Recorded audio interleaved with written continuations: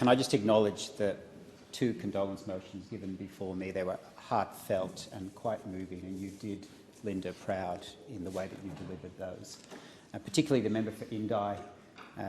We both served with Linda on the National Anti-Corruption Commission Joint Select and then Standing Committee, and I got to work closely with both of you, and I'd like to turn to that briefly in a moment. Linda, in her speech, spoke about jigsaw puzzles at the end and how her mother's table is covered with unfinished jigsaw puzzles. As we discuss the last piece of Linda's jigsaw puzzle, we get to reflect on all the other parts. And in a way, that jigsaw metaphor is something that applies to all of our lives. As a new Member of Parliament, people often ask me, what is it like? What did you expect? What did you not expect? One of the things I didn't expect was, and is, the powerful influence of people from across the aisle, from the crossbench, who will influence you in ways you didn't realise. And it is not lost on me that this is the second condolence motion I'm giving to Labor women who influenced me in significant ways. Peter Murphy was the chair of the Social and Legal Affairs Committee, and the work that she did on gambling reform was something that is significant and meaningful and will long last, I hope. And here we are again, someone who influenced, another Labor woman who influenced my life, Linda White, in her leadership and stewardship of the National Anti-Corruption Commission institution, an institution that I hope will long outlive all of us and serve our nation and our democracy well. When we look at our first speech, it's in some respects a form of art, because we don't just sit down at a computer and write it from start to finish. We reflect on the component parts. And Linda said this about the arts: "The arts let us delve into other worlds and see ourselves and our society reflected back, for better or worse. They allow us to imagine new possibilities and better ways of doing things." And Linda's speech and her service, her short time in this place, did that in the 47th Parliament. I didn't realise, in reflecting on Linda's speech, how much we had in common. We both worked at McDonald's when we were at university. And Linda, when she refers to her time at McDonald's, that was quite a significant sliding door moment. I had just reflected on the fact that Linda and I shared the common background of having worked at McDonald's, and that was a significant moment, sliding door moment for her, because it opened up her eyes to the union movement. She became a union delegate through what she saw was a sense of injustice, that older workers were not being given enough casual shifts. And I know exactly what Linda was talking about. I remember working at McDonald's as a 19-year-old, and as your rate went up, you got less shifts. Now, I didn't go and join a union movement at that, but I can see how that sense of injustice prompted her to start the meetings and to get organised, and it led her to a significant career in the union movement. The other thing we had in common was that we were both lawyers. Linda went on from Melbourne University to be an articled clerk at Maurice Blackburn, and in her speech I was quite moved by what she had to say about listening.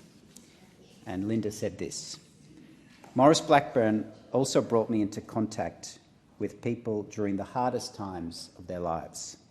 I am forever grateful to the many dedicated lawyers who shared their knowledge and impressed on me the need to listen and understand what is going on for clients, both legally and personally.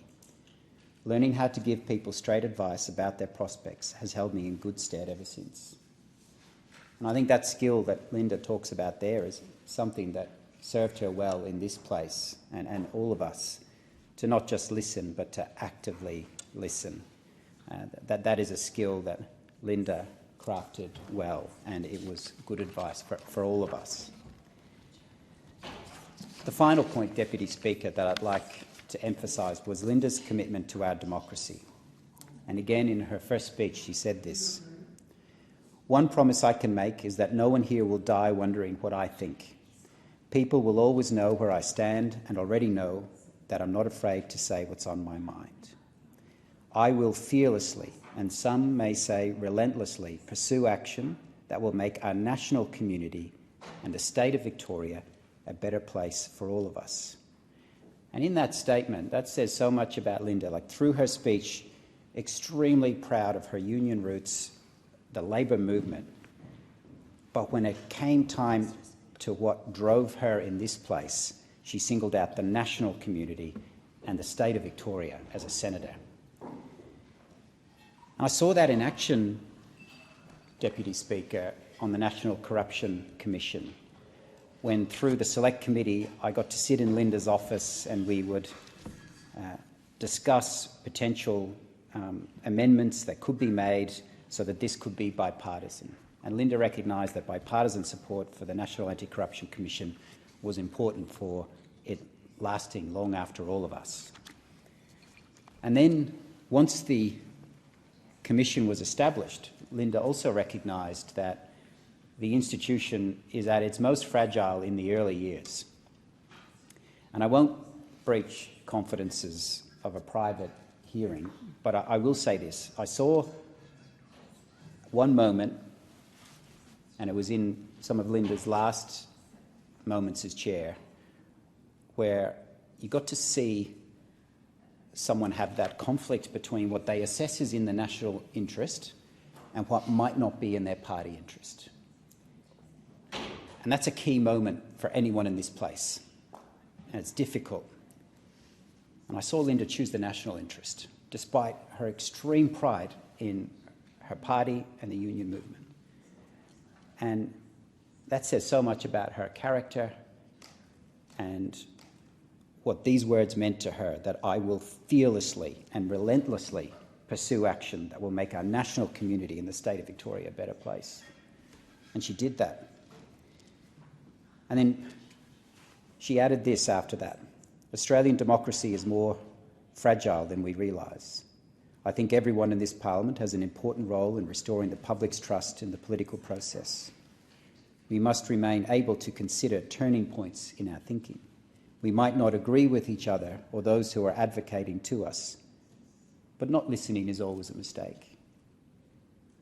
And that's where Linda combined her skill in active listening with her devotion to the national interest and saw this important new institution come to be that I think will enhance our democracy. And that is a great legacy for Linda to have done that. It wasn't an easy thing to do. To Linda's family, Michael, her brother, her sister-in-law Julie, father John and mother Frida, I'm so sorry for your loss, but I know that you are proud of Linda's lifetime accomplishments, but particularly in this place. To Linda's staff, Ben Armstrong, Hector, Amit, Iad and Ned, I got to meet some of you in the NAC Joint Select Committee, and you are wonderfully loyal, professional staff, and that says a lot about Linda, that you are on her team, and I know you are grieving too.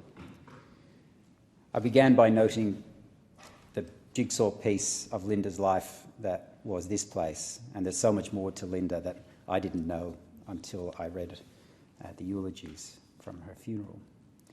But she said this at the final words of her speech: I thought of my mother and her love of jigsaw puzzles that covered our dining room table at home, sometimes for weeks on end, and went on to say, this may or may not prove to be the hardest puzzle I attempt in my career, but the level of complexity and the picture of a fairer and more just nation is one that I hope can reveal as a challenge that I'm very much looking forward to tackling head-on. Linda concluded, I thank the Senate. Can I conclude by saying I thank you, Linda White. Our democracy and this parliament is better for you having served us. Rest in peace.